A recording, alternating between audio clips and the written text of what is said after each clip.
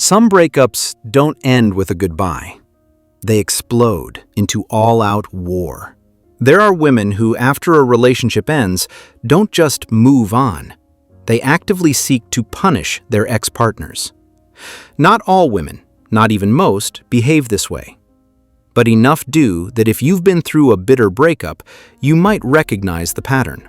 We're talking about smear campaigns, public shaming on social media, weaponizing children, systematic destruction of a man's reputation, finances, and peace of mind. All wrapped in the language of empowerment and justice. Before we go further, this isn't about demonizing women. Plenty of men behave terribly after breakups too. But here we're focusing on a particular pattern some women follow, so that men can learn to recognize it, respond correctly, and protect themselves from the worst outcomes. Understanding these behaviors is not the same as hating women. It's about understanding behavior. So, let's break down the psychology of female revenge after a breakup in a conversational, accessible way. When a relationship ends, especially if she didn't initiate the breakup, something shatters inside the woman who feels wronged. It's not just the relationship that breaks. Her sense of self-worth, her identity as the chosen one, her entire narrative about who she is and what she deserves can come crashing down. If she was deeply invested, being left can feel like a statement that she wasn't good enough. Revenge becomes a way to patch up that damaged self-image. In her view, if she cannot be the woman you loved, then she will be the woman you fear. If she cannot make you desire her, then she will make you regret leaving her. This is a radical emotional strategy aimed at restoring a sense of power after feeling powerless. It is important to note that the goal of this revenge is not always solely to hurt you, although that certainly happens. The real goal is often for her to feel powerful again. After a painful rejection or betrayal, she's overwhelmed with feelings of powerlessness and injustice. Lashing out gives a temporary illusion of taking control. Psychology experts note that people obsessed with revenge often feel consumed by a sense of injustice and rage that they can't let go of. By getting even, she momentarily soothes her wounded pride and self-worth. Rejection is the biggest trigger. It's not just that the relationship ended, it's what that ending says about her value. If he decided to walk away, it challenges her belief that she was special or important. That's a hard pill to swallow. So revenge becomes a way to rewrite the story. In the new story, he's the bad guy who didn't appreciate her, and she's the strong woman making him pay for his mistake. By flipping the script, she protects herself from the painful idea that maybe she wasn't worth it to him. Understanding this point is crucial. The revenge is not really about you at all. It's about her internal narrative. You're cast as a character in a drama she's directing to restore her damaged self-esteem. Because this need is fundamentally emotional, logical arguments won't talk her out of it. You can't reason someone out of a stance they didn't reason themselves into in the first place. If her drive for revenge comes from hurt pride and emotional turmoil, presenting facts or counter-arguments won't break the spell. Healthy people, when a relationship ends, grieve privately, reflect, heal, and eventually move on. The relationship becomes part of their past. But a woman bent on revenge can't let the relationship truly end, because ending it means accepting a loss she's not ready to accept. Instead, she keeps it alive in a twisted, negative form. In her mind, if the chapter can't end on love, it will continue on conflict. Every hostile message, every public tirade, every plan to bother you, all of this maintains a certain connection. It's as if she's thinking, I can't have you as a partner? Fine, then I'll be your enemy. Either way, I'm still a central part of your life. That's why sometimes the attacks intensify when you start to move on. If you find happiness again, start dating someone new, seem unperturbed, or just live your life, It's not just that your happiness might cause envy or pain, although it might. It's also because your indifference threatens the only connection she has left: conflict. If you stop responding to her, the relationship will indeed end, and she may not be emotionally ready for that yet.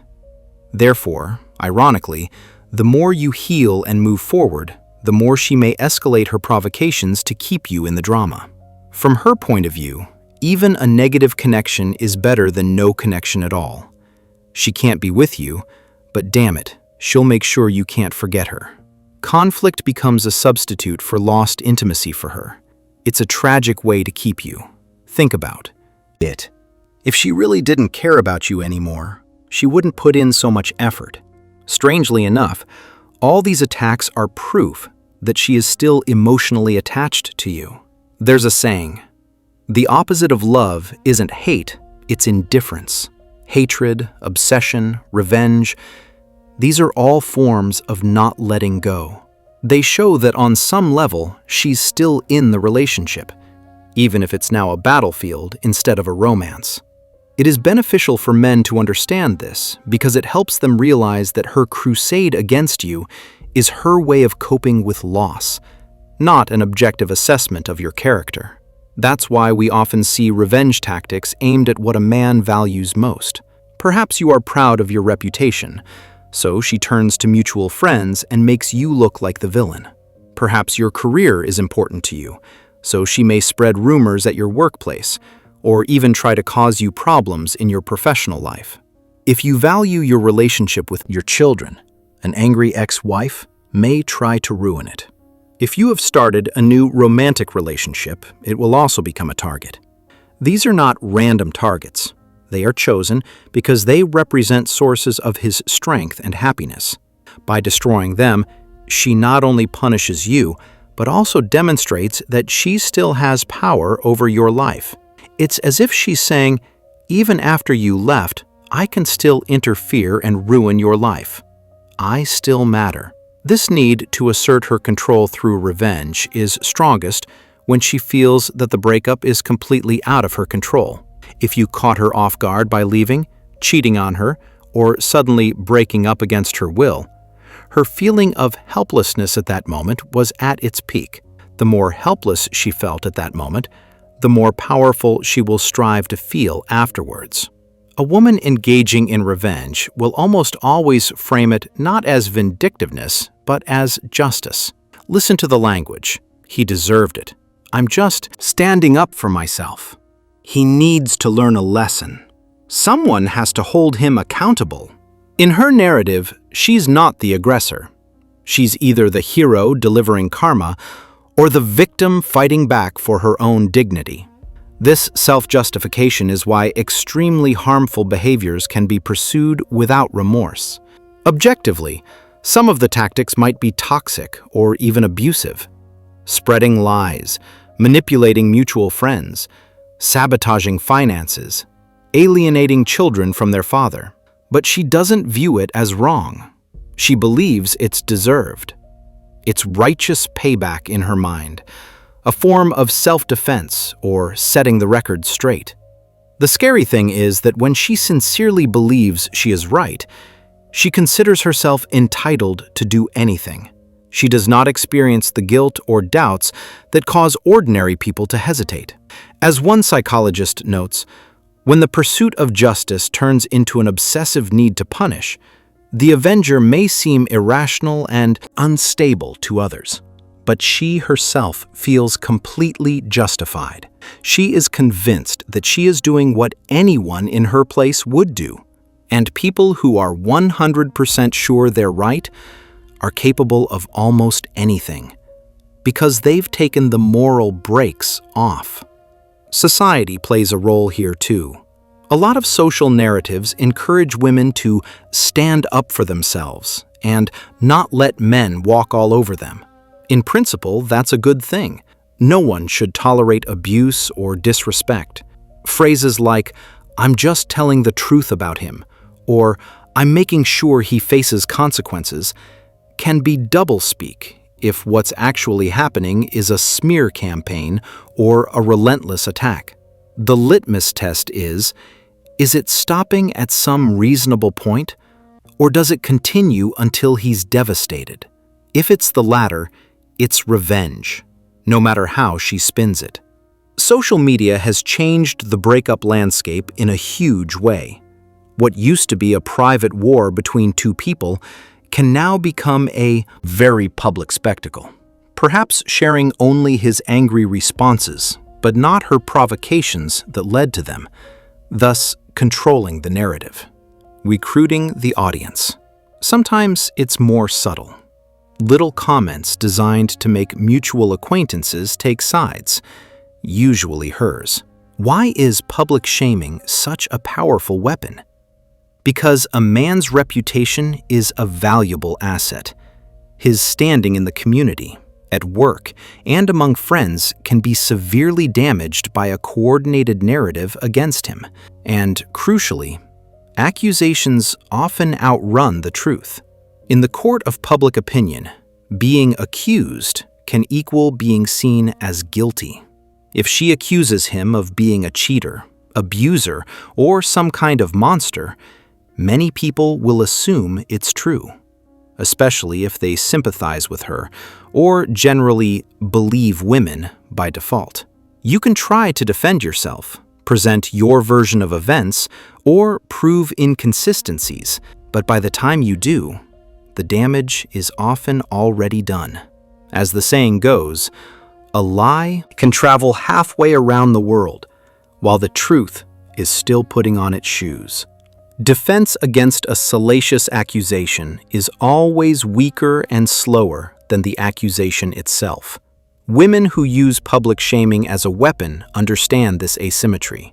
They know that controlling the narrative is more effective than controlling the facts. If she manages to shape the narrative, "I am the victim, you are the villain," then any facts you present later may be seen as excuses or manipulation. It will be an uphill battle for you because the audience's emotions have already been shaped. Moreover, if you respond sharply, it may even play into her hands. "See, he's attacking me even now." If you remain silent, people may think that you have no arguments in your defense and that your silence means an admission of guilt. For a man, this is a lose-lose situation either way. All the good moments you had are either forgotten or reinterpreted as your manipulation of her. In this rewritten story, you were always terrible, and she put up with it until she finally lost her patience, or until you did something unforgivable. It's a one-sided story, but it's very difficult to refute because outsiders and friends weren't witnesses to the relationship. They only see the story she's presenting now. The power of the victim narrative is that it's often impossible to refute. If you try to deny or correct the situation, she may claim that you are manipulating her or behaving aggressively. For example, if you get angry about false accusations, she will say, "See, he's angry," proving that he's an abuser. If you remain calm and collected, she may say, "See how cold and insensitive he is? He was the same when he hurt me, so manipulative." If you apologize for any mistakes in the relationship, she will use it as proof that everything she says is true. If you don't say anything, people assume that you can't defend yourself or that you don't care. In short, once she casts you as the aggressor and herself as the victim, it's virtually impossible to shake that label in the public eye. Every detail is distorted to fit the established version of events. This tactic is particularly destructive because, in modern culture, we, rightly, tend to give the benefit of the doubt to someone who claims to be a victim of violence or betrayal. Friends and outside observers often automatically support a woman who tearfully recounts how terrible her ex was. After all, who wants to be the jerk who sides with the allegedly abusive ex? The problem is that sometimes the facts are not as presented. But anyone who questions her narrative risks being labeled as insensitive or as not believing victims. Men who've been on the receiving end of a false or exaggerated victim narrative often describe it as surreal. watching their character get assassinated publicly while they feel powerless to clear their name. And don't underestimate how much this rewriting of history can affect even the woman's own memory. Memory is not a perfect recording. It's something we reconstruct through the filter of our current emotions and beliefs. In the aftermath of a painful breakup, people often experience memory bias. The good times start to fade or feel tainted, and the bad times loom larger than ever. She may sincerely come to the conclusion that he never really loved me. I was unhappy all the time. I just didn't notice it. Because, given her current anger and pain, it seems true. Friends and relatives who only hear her side of the story will support her. Together, they will colonize the past, turning what was once a multifaceted relationship into a one-dimensional horror story where you were always the villain. This ingrained narrative then fuels her justification for revenge. If he really was that terrible, then he deserves everything she does to him, right? Perhaps the darkest form of revenge after a breakup is using children as weapons. If the couple has children, an angry ex-wife may use the children to hurt you. This can range from restricting access and visitation to turning the children against their father through subtle or not so subtle manipulation. A vindictive mother might do this in very insidious ways. It usually isn't a blatant, "Your dad is a horrible person, you shouldn't love him." It's more subtle and psychological. A disappointed sigh when the father's name comes up. "Well, I guess your dad decided to be busy instead of coming to your game. It's a shame," even if he had a valid reason. Or, "I do everything for you. I wish your father cared as much." Over time, these little digs and emotional cues teach the child that loving their father will upset their mother. Children, wanting to please the parent they live with most, may start to distance themselves from the dad just to avoid mom's disapproval. They absorb the mother's resentment as if it were their own feeling. The child begins to believe that the estranged father does not love him, or is dangerous, or does not care about him, when in fact, the mother is distorting the truth in order to carry out her revenge. For the father who has become the target, this is one of the most painful experiences imaginable. Not only is his relationship with his children destroyed, but it happens in such a way that it is difficult to fight back. If he senses this and speaks up, the mother may claim that he is simply paranoid, or worse, use it as proof that he is unstable or unfit to raise children. Courts are often slow to recognize parental alienation, and it is extremely difficult to prove. In the end, children may sincerely say that they do not want to see their father, unaware that these feelings have been systematically cultivated. The father faces a heartbreaking dilemma: fight back and risk being painted as the aggressor, or stay quiet and watch his bond with his kids erode. Reputation can be rebuilt, and even finances can recover, but you can't get back lost time with your kids. That's why this tactic is particularly cruel and irreversible. The scars it leaves can last a lifetime for both the father and the children. A lot of revenge tactics aren't meant to achieve a practical goal so much as to get a reaction. It sounds strange, but when someone is suffering and refuses to let go, even provoking anger in another person seems like a connection. Anger is an emotion, and emotions mean importance. In a sense, she often prefers you to hate her rather than be indifferent to her. Hate means it's still at the center of your world, just in a negative way. Indifference would mean that you've truly moved on and it's become unimportant to you, and that's exactly what it fears most. That's why you may see seemingly senseless provocations. You don't yell back when falsely accused. You don't make public posts dueling with hers. You don't show up at her door in anger. You avoid any dramatic confrontations. Admittedly, this is easier said than done. When someone is tarnishing your name or destroying things you care about, staying calm is incredibly hard. It's natural to want to correct the record, defend yourself, or lash out in return. But often, that is exactly what she wants. Psychotherapists widely recommend imposing a strict ban on contact with a toxic ex-partner as the best way to heal and protect your peace of mind. Why? Because any interaction, even negative, connects you to her negativity. This gives her a new reason and confidence that she can still manipulate you.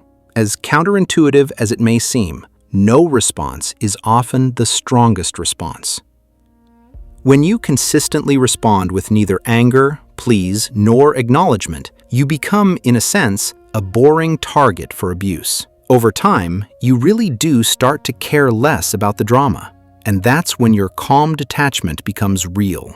And real indifference is practically bulletproof. It's like emotional armor. If she can't provoke you, she can't control you. As long as you're reacting, even if you're defending yourself or fighting back, you're still playing the game on her terms. The only way to truly win is to step out of the arena entirely. This doesn't feel like winning in the short term. Your ego wants to engage and have the last word, but it absolutely is a victory in the long term. Because the cycle of retaliation can go on forever unless someone breaks it. By refusing to play, you're effectively saying, "You no longer have any power over me." This selective memory strengthens her resolve that you deserve whatever retribution she has in store for you. It is much easier to continue punishing you if she can convince herself that you never had any positive qualities. Friends and family often play a big role here, usually without meaning to cause harm. They hear her emotional story, which, as we discussed, may be skewed heavily to the negative, and they naturally offer support. "You're better off without him. I always had a bad feeling about that guy. You poor thing.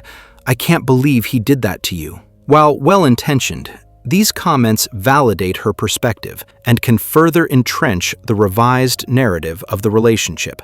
Now, it's not just coming from her. It's echoed by people she trusts. She feels even more certain that she's right to be outraged. If any of her friends do remember good things about the guy, they'll likely keep it to themselves to avoid seeming unsupportive. Reach out to family, close friends, or even a counselor who can remind you who you really are and keep you grounded. Being unjustly accused can mess with your head. You might even start questioning your own reality or wondering if you really are a terrible person. Both parties can get locked into this toxic dance, each upping the ante. This is why choosing your battles is so critical. If you engage in every provocation, you might win a couple of small skirmishes. Maybe you successfully rebut one of her lies to a mutual friend, for instance. But you could very well lose the war by getting dragged down into the mud. Have you improved every aspect of your life since breaking up with her? None of these thoughts are pleasant for someone who is already suffering. Therefore, in a fit of jealousy and wounded pride, she may intensify her attempts to humiliate you. If you notice a surge of craziness at a time when everything is going well in your life, or you are starting a serious relationship with a new partner, you need to understand that this is a reaction to her feeling of replacement or uselessness. It's not because you're actually doing something wrong in your life, but because your improvement threatens her ego. The main fear underlying many vengeful actions is the fear of being forgotten or replaced. The thought that you can just move on and live normally without her is like a second broken heart for a vengeful ex. She may hint to your new partner that he's a terrible person, he did all this to me, hoping that either the new woman will leave, leaving you alone again, or at least that tension will arise in your relationship. Yes, it's unpleasant when your ex tries to sabotage your new relationship, your job, or any other success you've achieved. But remember that this reaction is proof that you're doing the right thing. You don't need to hide your happiness out of fear of provoking her, but you should be prepared that she might not take it lying down. Stay calm and keep your boundaries strong. Protect your new relationship by being open with your new partner about the situation if needed. Keep excelling at work, but maybe alert a trusted colleague or HR discreetly that your disgruntled ex might stir trouble. So any wild claims she makes are taken with a grain of salt. It may take time, but consistency wins. If you consistently live well and refuse to engage in her chaos, her power diminishes while your credibility increases. A woman who has genuinely moved on typically doesn't spend her days plotting how to mess with an ex's life. She's too busy living her own life, pursuing her career, hobbies, possibly a new relationship, or just enjoying peace. It's important to note, reaching indifference doesn't mean you condone what she did, nor does it mean everything is magically okay. It just means you've decided to not let her actions run your life. It's a form of personal liberation. Many women handle breakups with dignity and maturity. They feel their hurt, maybe vent to friends a bit, and then they let go and move on without trying to destroy the other person. So if you're listening to this and thinking, wow, this is really cynical about women, keep it in context. We're talking about a subset, not the whole set. The reason to discuss it is because if you do end up in this situation, knowledge is power. Recognizing the pattern means you can respond in a way that protects you and maybe even short-circuits the worst of it. If you're currently in the thick of it, dealing with an ex who seems hell-bent on making you miserable, here are some key points to remember. Her revenge is about her, not about you. It's driven by her hurt, her bruised self-worth, her inability to accept that it's over. You might be the target, but you're not the true cause. Knowing that, do not internalize her narrative about you. Just because she calls you the villain doesn't make it true. Seek perspective from those who know you and hold on to your own truth. Next, protect what you absolutely need to protect. This means if you have kids, be proactive legally and emotionally to maintain those bonds. Get a good lawyer or therapist's advice on handling alienation. If it's your reputation or career, document everything and keep professional in your responses. Sometimes you might have to make a factual clarification or even pursue a defamation case if it's extreme, but often it's wiser to let your steady, calm behavior speak for itself over time. People eventually realize that the one constantly bad-mouthing an ex is saying more about themselves than the ex. For everything else that's less crucial, disengage. You don't have to attend every argument you're invited to. You can let that voicemail full of cursing sit unanswered. It might feel like swallowing your pride at times, but it's actually asserting your independence from the drama. Focus on rebuilding and living your life. It's true, the best revenge, if we even call it that, is to live a good, fulfilling life. Not because it makes her mad, but because it makes you happy and whole again. When you genuinely find your peace and happiness, one of two things will happen. Either she'll realize her efforts are pointless and finally move on as well, or she'll keep at it, but look increasingly out of touch with reality to everyone else. Either way, you'll be okay, which is what matters. To wrap up, let her keep the war if she insists. You choose peace. You don't have to win every battle. You just have to outlast the conflict by not feeding it. When the smoke clears, you'll be standing on solid ground, probably a stronger person for having gone through hell and learned from it. And maybe one day, you'll look back and realize that freeing yourself from this toxicity was one of the best things that ever happened to you, because it set you on the path to a healthier and happier life. Stay strong, stay calm, and remember, indifference and integrity are your best allies through the storm. Eventually, the storm will pass, and you'll still be here, living your life on your terms.